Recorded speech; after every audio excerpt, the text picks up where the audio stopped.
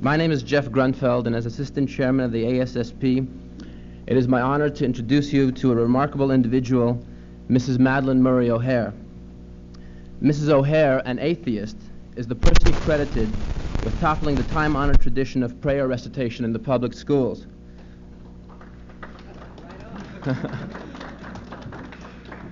Not content with resting on her laurels, Mrs. O'Hair has gone on to champion other causes, such as taxation of churches, the barring of prayers in space, and the establishment of atheism as a religion. Perhaps as an interesting side note, she holds an honorary degree in divinity. Today, Mrs. O'Hair's topic will be freedom from religion. Will you please give a warm welcome to Mrs. O'Hair?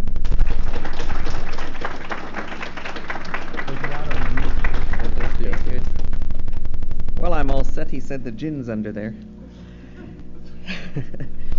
Something else very peculiar is happening in America today. Something beside all those things in which you, as knowledgeable persons, are concerned. And it must be viewed first, I think, historically in order for you to understand what is happening in our legislatures and in our courts today, because what is happening is going to trap you in your life just several years from now. Your future to be affected in these things, in these matters, is in the very near future. So I'd like to view this historically, to put it into perspective, and if you'll permit me a few moments to do that, I would like to have a good long question and answer series after I get through with this presentation. In your American history courses, you are given the general bullshit that America was founded by persons longing to be free of religious or theological political oppression, and nothing could be further from the truth. Every prejudice, every fanatical religious idea was brought with the colonists and was firmly implanted on our soil, so that all colonial governments, without an exception, could be accurately defined as theocracies. Each one supported an established church which was riddled with bigotry, with hatred, and with oppression. A few examples, because the situation became so bad in the 200 years that it existed, that our American Revolution went to religion as well as to the dominance of Great Britain. Let me remind you that in Virginia, the laws, divine, moral, and martial, decreed that a death penalty would be provided for anybody speaking impiously of the Trinity. A death penalty would be provided for any one of the speaking impiously against any one of the divine persons, even the angel Gabriel, and that a death penalty was provided for breaking any known article of the Christian faith. And this lasted all the time that Virginia was a part of our colonial system. No Catholic was even permitted to enter Massachusetts to begin with. And the general court there decreed that any person not freeing himself of the suspicion of being a Catholic, quote, I'm reading from the statute, shall be jailed and then banished, and if taken a second time, he shall be put to death. Then let's look at Maryland, because all of you in reading history were told about the Toleration Act of Maryland, that this was the most beautiful breath of religious freedom that had ever wafted into America in all times. But nobody ever gave you the full text of that act of toleration, because no one of your history teachers ever really wanted you to read it. Let me tell you what the provisions were. It imposed a death penalty on any person blaspheming God, a death penalty on any person denying Jesus Christ to be the Son of God, and a death penalty on any person denying the Holy Trinity. I have a whole list of these laws. I cited them in a case in which I appeared in the United States Supreme Court to tax the churches, and these are legally supported as copies of the statutes of the existing laws up until 1776. So the churches in America had over 200 years to exhibit some kind of concern for human brotherhood, and they never made the grade. The intolerance, the fractional strife, the hatreds were so bad that by the time of the American Revolution, the literate men engaged in that enterprise had absolutely rejected Christianity. And I refer you to your biographies and autobiographies of all of these men. They opted for deism at that time. Deism then was the system of thought which advocated a natural religion, divorced from the Bible of Judaic Christianity, and based on human reason rather than on revelation, and emphasizing morality and denying explicitly the interference of the Creator with either the laws of nature or the matters of mankind. And they believed in nature and nature's God. And they included, please read their writings, George Washington, John Adams, Thomas Jefferson, and Thomas Madison, our first four presidents. They included Thomas Paine, Benjamin Franklin, George Mason, Ethan Allen, and almost everybody of intellectual integrity in the colonies. They rejected Christianity. Remember that this is so significant. Not one national document of that time recognized Jesus Christ or his religion. And I refer you to the Articles of Confederation of 1778. They had one reference to quote the great God of the universe. That's a deistic reference. The Declaration of Independence referred in ordinary deistic terms to nature and nature's God, or to divine providence. Not one word about JC. And in the U.S. Constitution, there's no reference whatsoever. It was completely avoided, and the entire emphasis was put upon we the people. Indeed, after the Revolution in 1780, after the Revolution, by official census taken, 5% of the population were church members. This is so much they hated that Christian religion once they were free. And the national government, though, was one thing, and the state governments were another thing, as you see it now. Because although the national government may say one thing, dear Reagan in California says another, and his word is law. Maryland hung to the established church until 1789, where they taxed people in order to pay for the clergy, where they taxed people for his salary, where they taxed people for the cost of the churches. And Maryland hung on until 1789. Connecticut hung on until 1818. New Hampshire until 1819, and Massachusetts continued to levy a tax in order to support the clergy until 1833. Now, the national leaders wanted to see churches disestablished instead of established, and in the states, the churches were fighting to continue their establishment. And the fight on the national level finally revolved to the fight in Virginia. In there, the state legislative acts of 1799 and 1802 provided for the seizure of all church property. Anything which had belonged to the established Church of Virginia on July 5th, 1776 was seized, and that included church buildings, church towers, church furnishings, books, communion silver.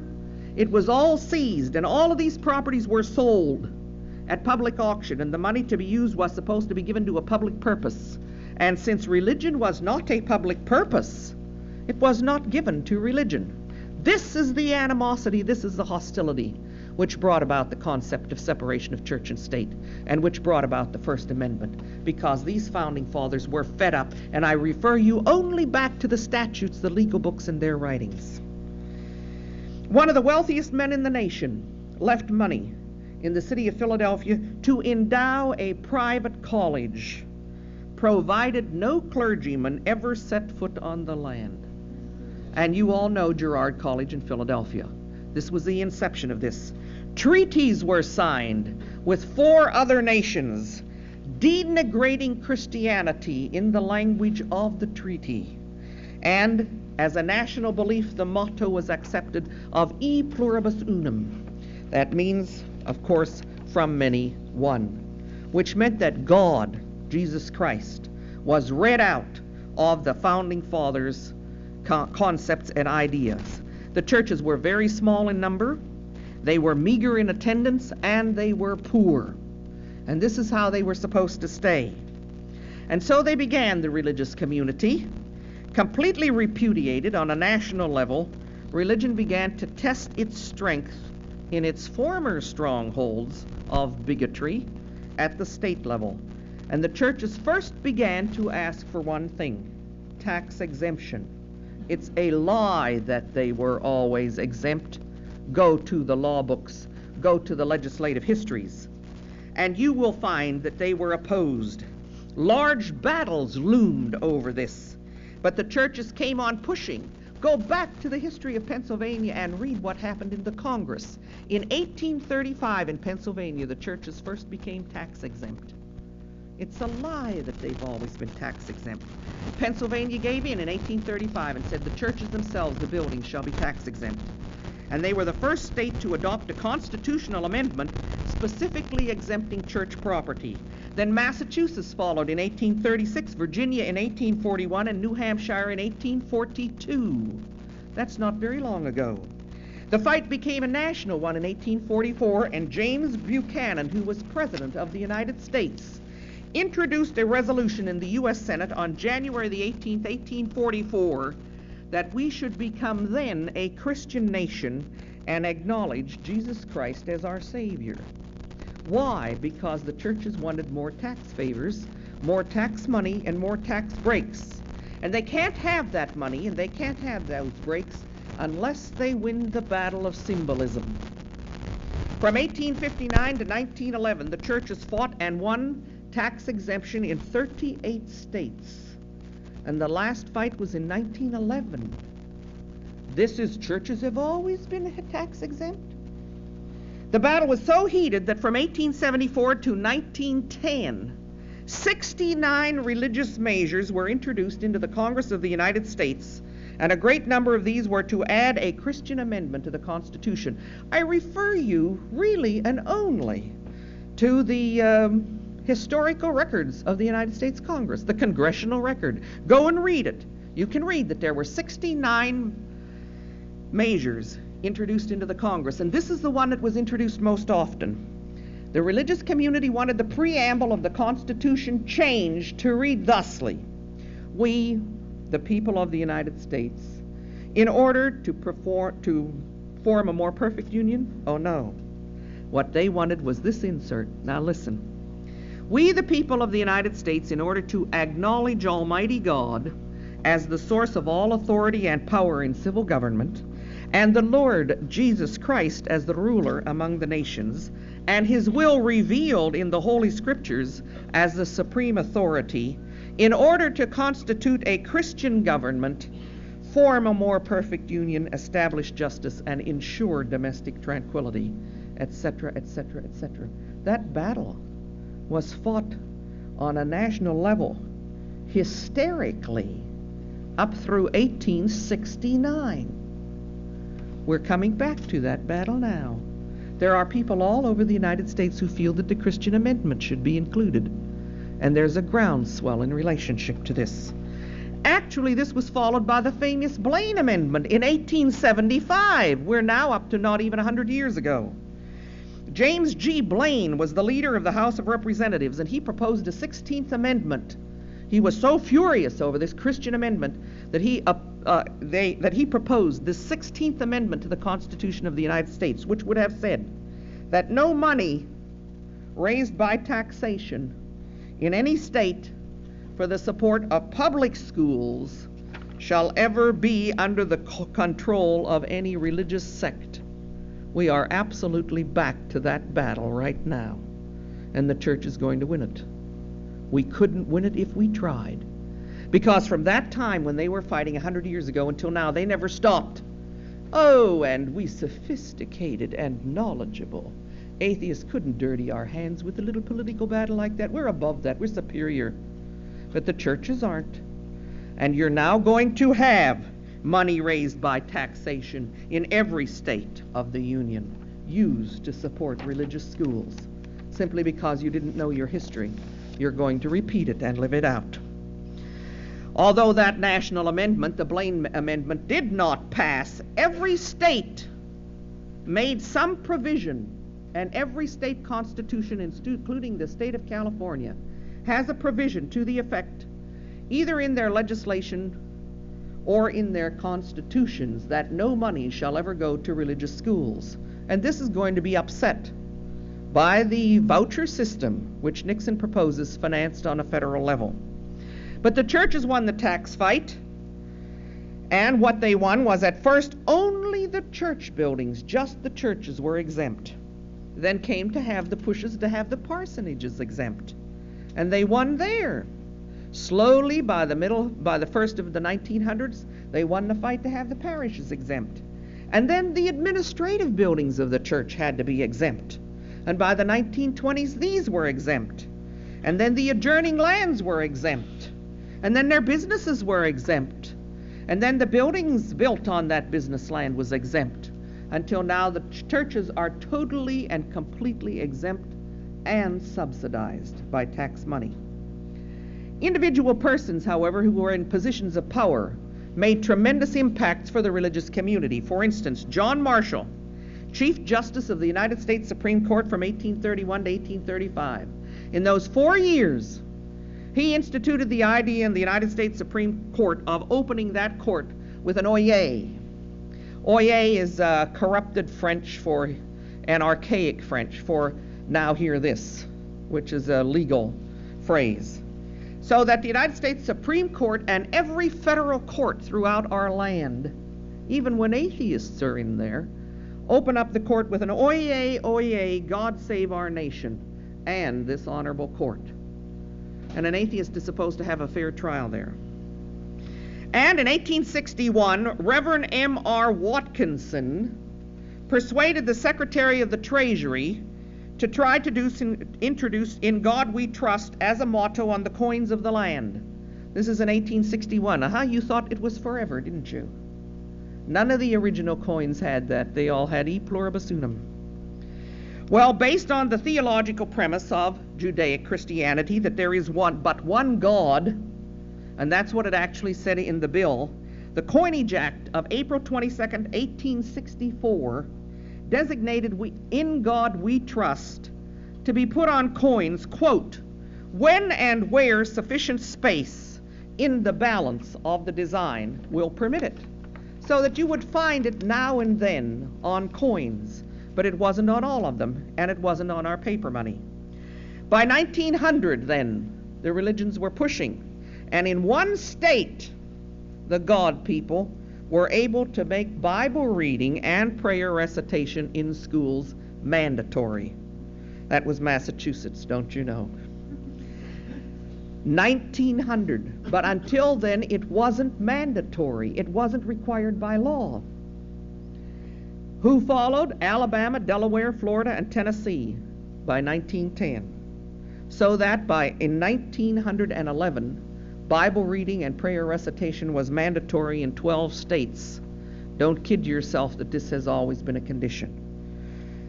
While always, meantime, more tax immunities were asked, more special privileges were demanded, and on June the 25th, 1948, the federal judiciary went down.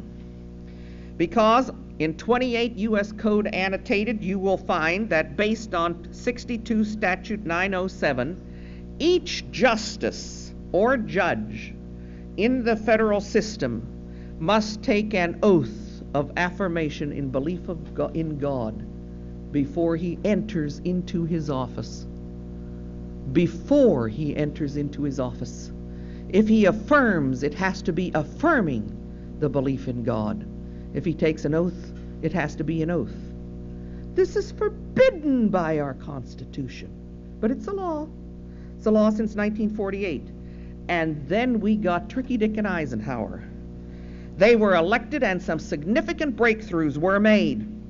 On June the 14th, 1954, the words "under God" were added to the Pledge of Allegiance.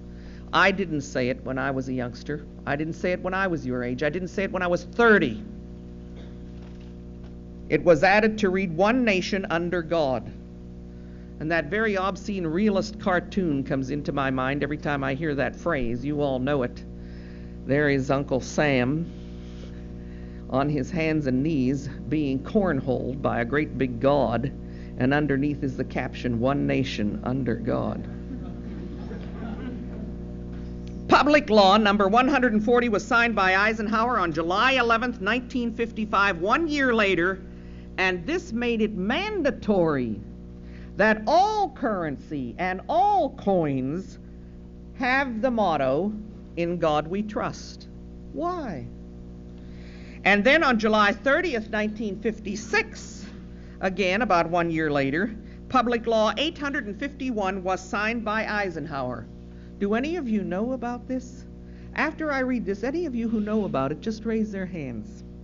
On July 30th, 1956, Public Law number 851, it ditched the national motto, "E pluribus unum," and made "In God We Trust" our national motto. Do you know that that was a law passed by Congress and signed by Eisenhower? Not a hand up. Oh, our national motto is no longer "E pluribus unum." It was ditched in 1956. Well, some help came in 1961 very briefly, when in the case of Torcaso versus Watkins in 367 U.S. 488, the oath of office for a JP was declared to be unconstitutional.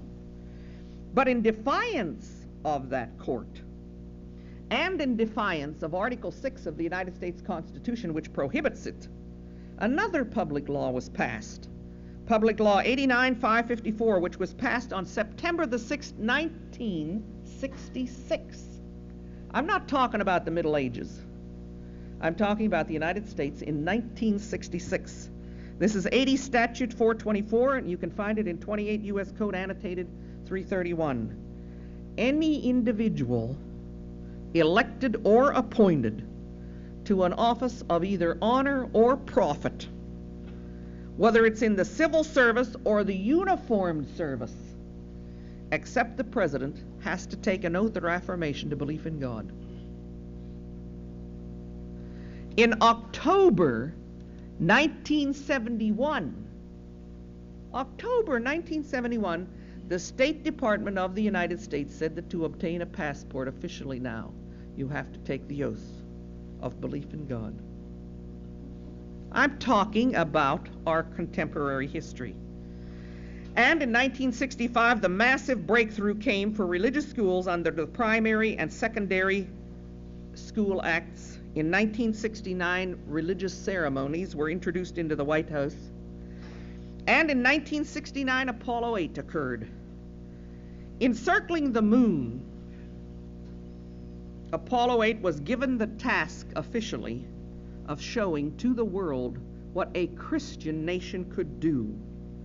In a carefully pre-planned gambit, which was code-named Experiment P1, programmed into the flight plan, with the astronauts given the military order to have a spontaneous manifestation of religious awe at 7:31 p.m. plus 10 seconds, and under the influence of this spontaneous religious glow, to recite from memory, while they were reading it from the flight plan, the first 10 chapters of Genesis. And Billy Graham prayed that it would all come off all right. There is a concerted drive to make us into a Christian nation by law. By laws being passed, a concerted drive. And why? Oh, well, I found that too, because the Constitution of New Hampshire puts it nicely. For there, still in effect, this Constitution of New Hampshire, from when it was first written, the government lets it all hang out. Quote, "As morality and piety, rightly grounded on evangelical principles, will give the best and greatest security to government, because it will lay in the hearts of men the strongest obligation to due subjection." And that's why you're going to have this religion. Because religion is man's dependence, not his independence. Religion is a man being outer directed, not a man being inner directed. Religion is a man being weak, It's not a man being self-sufficient. Religion is structured rigidity of morality. It is not permissiveness or acceptance of human fallibility. Religion is sin and sinning and guilt, so that people can be controlled through anxiety. It is not merely mistaking or wrongdoing. And religion is self-depreciating and dehumanizing, not ego-strengthening or intellectual flexibility. Religion is absolutistic, perfectionistic. It's not democratizing or being appreciative of trial and error. It's not related to self-government. It's related to authoritarian, dictated government of the type which is manifested all over the United States. All religions worthy of the name are inhibiting. All religions worthy of the name are instruments by which masses of people can be controlled. A religious devotee cannot possibly accept himself just because he is alive. A religious devotee cannot possibly think of himself as a free human being in a free society. Why, the state could not have a better partner. Induce a man to accept the irrationality of the virgin birth, and you have him convinced to the Federal Reserve System. Induce a man to believe that his reward comes after he dies, and he will suffer the evils of any kind of social injustice. Induce a man to believe that prayer is efficacious, and he will depend on prayer rather than on his own directed activity. Induce a man to believe that he has an immortal soul, and he will brush aside that he is a pawn in a cultural trap. How could we have been so stupid for so many years and so many generations? And how could you possibly be so stupid now? Don't buy it. We are on a circumscribed spaceship Earth, and we're locked in together in our times, in our cultures, to do the best we can with our lives, our resources, and one another. And all we've got is one another. And as it stands, what we are faced with is a fucking mess. And nobody's going to right it but us. We cannot afford in America to get locked into a theocracy again. But we're on our way. Religion owns 16% of all of your lands, which are privately owned, and uses up more money yearly than the Pentagon. You can see what goes on in the war in Vietnam. You can't see what goes on with religion. But you pay, brother, you pay. It wastes more man-hours, degrades more human lives, causes more anxiety and more anguish than any other single feature or multiplicity of features of our culture. And it isn't just going to go away someday if you ignore it. And at a time when, oh, a happy day, church membership is dropping and churches are rent with disputations, at that time, they have never in our history had so much wealth. They have never had so much control in the business world. Their stock holdings alone are tremendous. They have never had so much political punch as now. Let me give you just one thing, two things here, which I think are significant. I'll put them in here extraneously.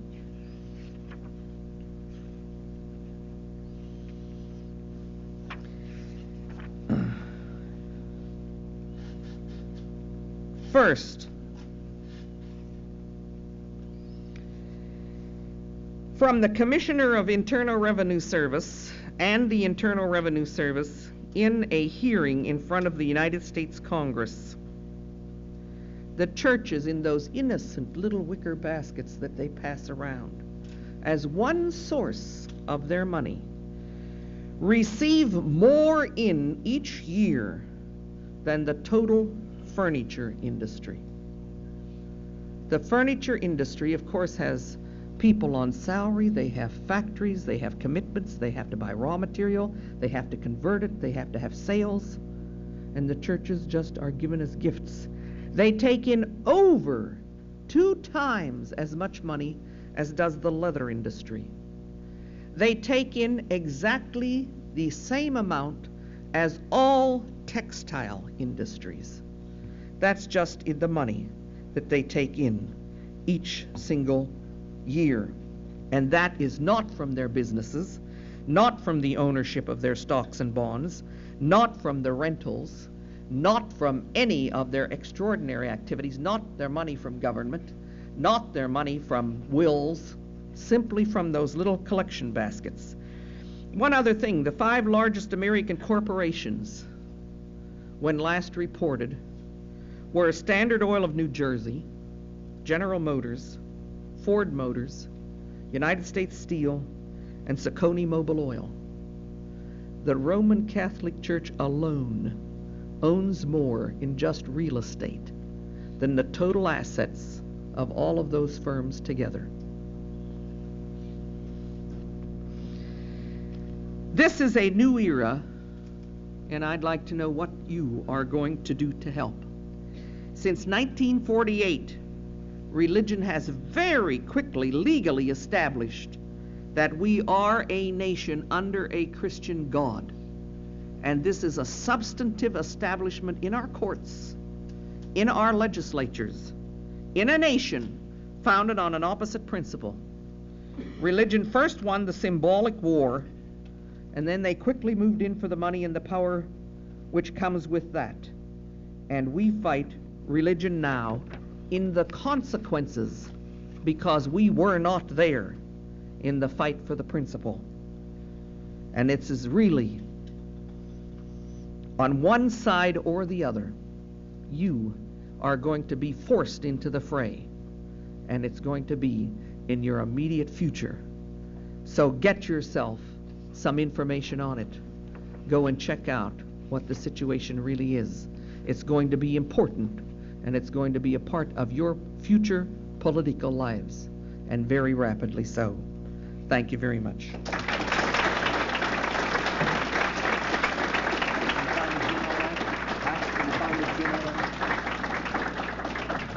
Let's ask some questions, please, for as long as we have time. Can you outline your personal development as an atheist, how it started? And you seem to be a very different woman than your Playboy interview a few years ago. No, I'm not. Okay. I'm just not speaking on that subject today. I was born and reared in the Presbyterian faith, so to speak. At one time in America, women had to take the religions of their husband. And my mother, who was a Lutheran, married a Presbyterian. She was married to him for 50 years. And from the moment, the day of their marriage, she was required by the custom of those times to attend the Presbyterian church because that was the faith of her husband. And the children were brought up in the Presbyterian faith. This was my older brother and myself. However, of course, we never lost light of the fact that my mother was a Lutheran. So no matter what I heard about in the Presbyterian church, she would always slyly intimate that, of course, they were, after all, Presbyterians, and she was a Lutheran, which was the one true faith. So I have the background of being a product of a white upper-middle-class Protestant home. And at about the age of 13, I was bored one weekend, and I picked up a dictionary to start to read it. And what I would do was get a word and read the meaning of the word, and then look up the meaning of every word that was given in the meaning of that word. And I kept that up for 5 or 6 or 7 hours on Friday afternoon and evening, and I got fed up with that, so I went and got the Bible and I read it from cover to cover one weekend. Do it. It is a quick lesson in atheism.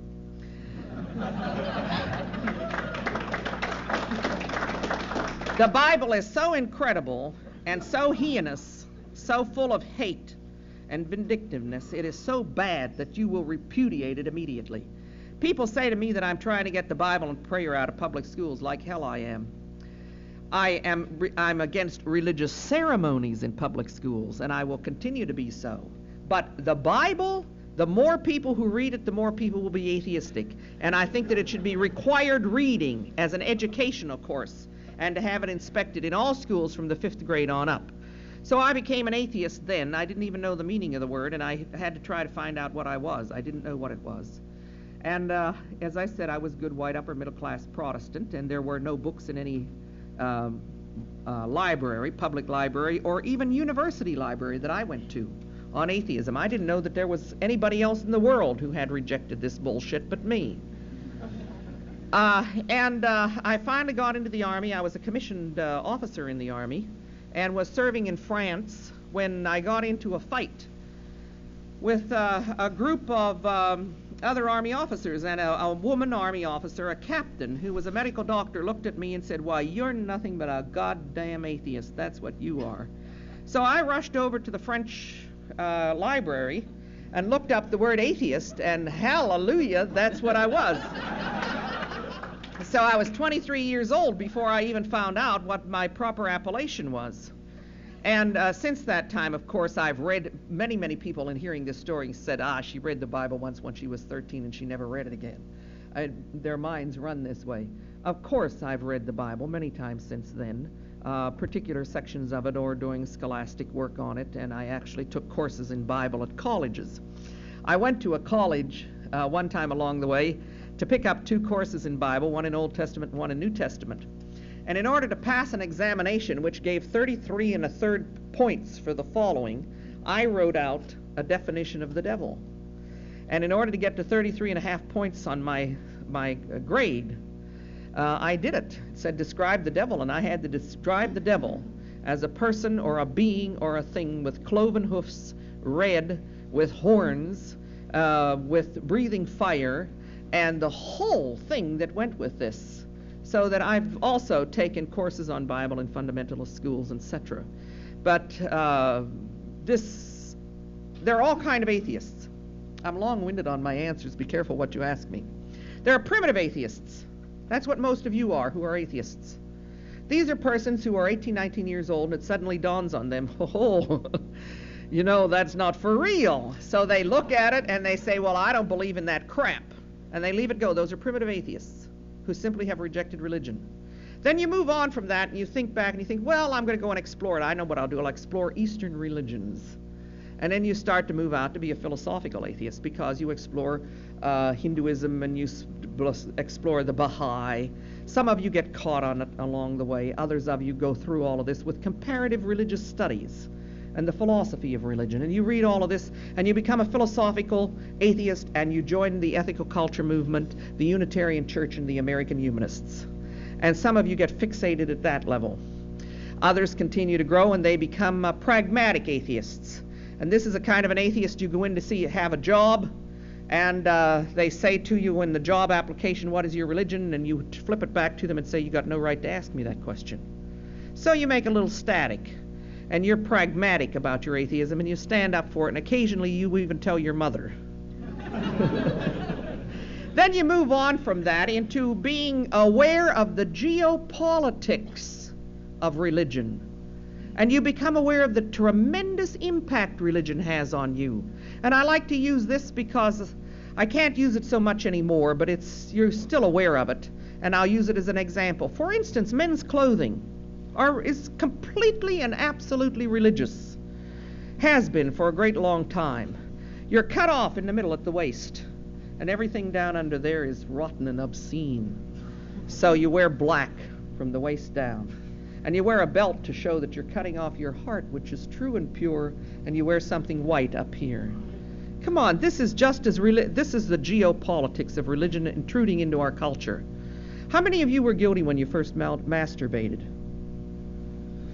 That's religion. That's religion that gave you the sense of anti-human sexuality, etc., all the way down. As a matter of fact, we have a big job, we atheists, to distill out of our culture all of the infectious part of religion, which has reduced us to the kind of groveling idiots we are. I have been introduced to your campus here and told that you're apathetic. My first reaction is, boy, they got a real dose of it. And I think that you do. You're responding to the values of the Judeo-Christian philosophy which underlies your whole superstructure of our culture. And when you get rid of these values, and you understand the importance of being an individual and of being your own man and of making your own judgments, you'll move away from religion. I told you I'm long-winded. Yes, ma'am. Believe that, though, that if a person wants to believe in religion and does, it's their business and they can, as long as they don't encroach upon my beliefs or push their beliefs upon me. There are two things. First, it's impossible for a religious person, because of the nature of their religion, to practice it without pushing it. A great part of Judeo-Christianity is the concept of proselytizing, and Jesus Christ admonished his followers to go out and convert. This is the thrust of Christianity. This has manifested itself four ways historically. First, in religious wars. Second, in the crusade. Third, in the Inquisition, where if you don't believe it, we'll kill you, we'll torture you to death. You got the auto da fe, we'll burn you alive. And fourth, in the concept of missionaries. This is where Christian countries send out people to insult other cultures and say, your God's no good, you got to take our God. You have to dump everything of value, of importance in your culture and assume our God. So I say all the time, of course, religion is insanity. Everybody has a right to be a little nuts if they want to be. That's their business. As long as they don't slop over into the secular community and coerce us into their values. But what the hell? They never stop slopping over. You're in a woman. Did you ever want an abortion? Did you ever want birth control information? Come on, you're not a kid anymore. The kids now might be able to get it, but we couldn't get it. I didn't even know there was such a thing as an intrauterine device. Somebody wrote to me, I found out about this when I was 35 years old. A woman said, Madalyn, you're going to France, will you pick one up for me? And I said, one what? And she said, it's a coil, and you put it inside your vagina. I says, what do you want a coil for? She says, so my husband will spring back out. It's fun.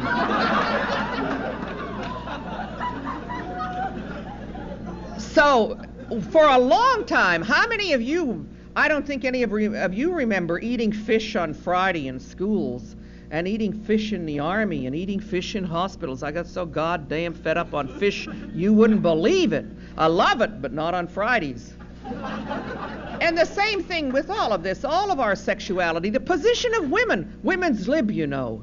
They're all out for women's lib. What's the matter with them? The single suppression was by religion. Until they jettison religion, there's no women's lib. And they are the single proponents of keeping religion. And many, even now, the women's organization now is still so full of religious people that I want no part of it.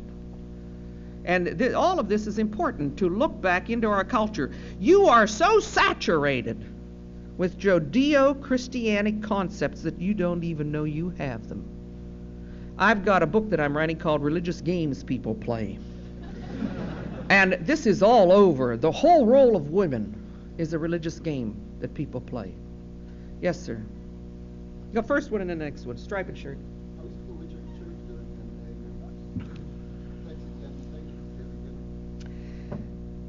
We have found out that we cannot survive as an entity, a legal entity, in America if we are an atheist group. So we fought up to the United States Supreme Court last May a case which involved two ideas. The first idea was that under the Constitution of the United States, just being an atheist gave us a right to sue in order to protect our rights, and the United States Supreme Court said no. Then another aspect of the case was a demand for the United States Supreme Court to clarify a preposition. Does freedom of religion include freedom from religion? And the United States Supreme Court said no. You got a right to choose which religion you want, but you don't have a right to choose no religion. The United States Supreme Court said this in May of last year. The official thing was a denial of certiorari of our case, but this was the thrust of it. So we decided, all right, well then what the hell? How are we going to fight? If we cannot be permitted to incorporate in a state, if we cannot be permitted as an organization to get tax exemption, even though, for instance, we have a library, which is always tax exempt, what are we going to do? So we devised the idea of forming an atheist church and defining atheism as religion as a tactical legal maneuver in order to exist in America. That's frightening. If you know anything about law, that's frightening, that we should go to such contrivances in order to exist as an organized entity. So we had to declare ourselves to be tax exempt. And we had to go to the Internal Revenue Service for an identification number and some other things in order to get some special privileges. And they just let it hang. They haven't denied us anything at all, but they will not move on the case, on any of the cases. And on January the 3rd of this year, I sued Internal Revenues. I figured, what the hell, I'm not afraid of God, I'm not afraid of Internal Revenue, so I sued the bastards. And we're going to try to force something in order to see that atheists can exist as organized groups of individuals. So we do have the American Atheist Church, where it's called Poor Richard's American Atheist Church, because I'm a very forceful woman, and when my husband first married me, and his mother, who was 81, read the Playboy interview, she said, "Oh my God, Poor Richard." And it's been an inside joke ever since that he is called Poor Richard. We have a monthly magazine that we get out, Poor Richard's Magazine. We have a monthly newsletter that we get out, Poor Richard's Newsletter. We have Poor Richard's American Atheist Church. I started out as a bishop in that church. Then Christmas of 1970, he said, "Well, you've been a pretty good girl. I'm going to elevate you." I said, "To what?" He said, "A cardinal, let's see." So I became a cardinal in 1970. And then I had this difficulty, you see, with the Internal Revenue Service. They send me 38 pages or 42 pages of questions about our church. And they think that that's harassment, but actually, it's an awful lot of fun. Otherwise, I might sit at home every night with nothing to do. And this way, I could juggle these words. So I seriously wrote to the United States Internal Revenue Service, and they had to accept it. Incidentally, you should see when I'm debating Roman Catholics and a Monsignor has to say to me, "Yes, Cardinal." But I wrote to the Internal Revenue Service, and they have to address me like this. I said that for the next 2 years, I will be in contemplative meditation with nature, at the end of which time I will feel that I have purified my spirit sufficiently that my husband plans to elevate me to a position equivalent to the Pope, which in America, from thenceforth, I will be known as the Madonna Madalyn. And I'm going to do it. And I'm going to make those motherfuckers do it legally. I'm going to take it into a court. And I'm going to get a courtroom decision that I am the Madonna Madalyn. It's good tactics. It's a very good fight. And it's very funny, but at the same time, it's extraordinarily serious, because whether or not we can exist depends on this. Yes, sir? Yeah, most of your efforts against encroachment by religion have gone through the courts. You were talking about tax-exempt status. Did the Supreme Court just rule within the last year that churches could maintain their tax-exempt status? And what chance do you see if the courts don't uphold certain things for any change whatsoever? Do you think there's any chance of it being overturned? There's no chance of it being overturned with the presently constituted court, and every case that we file from now on, as long as the court is constituted as it is right now, we know will be a failure in the end result. We'll lose the case in the United States Supreme Court. However, that's a 3-year fight, and to get to the United States Supreme Court. And during that 3-year fight, we count this as an asset, because we are doing what is called the game of litigious education. That is, I file a suit and the newspapers rush in and say, "What's this suit?" And I start to educate the public right then and there about what the suit is and why I'm going to fail, and the prejudices of the government and how they are defying separation of church and state and the Constitution. So that in the end result, I don't know whether we win or we lose, but we have lost every case. We're going to continue to lose every case as long as the Nixon and Berger influence is there. Whoa. We're going to continue to try as much as we can, and hopefully we may win some minor battles along the way. But the answer, of course, is a subculture. That's the total answer. I don't understand why the young people don't recognize the need for a subculture. Get your own organization. Any of you interested in forming a church? You too can have a branch of Poor Richard's American Atheist Church in your city. You too can be tax exempt. You too can start all kind of suits. which will take years of the establishment's time and thousands of dollars of their money while they fight these things. It's a good way to go. Is my time up? One more question. Yes, ma'am.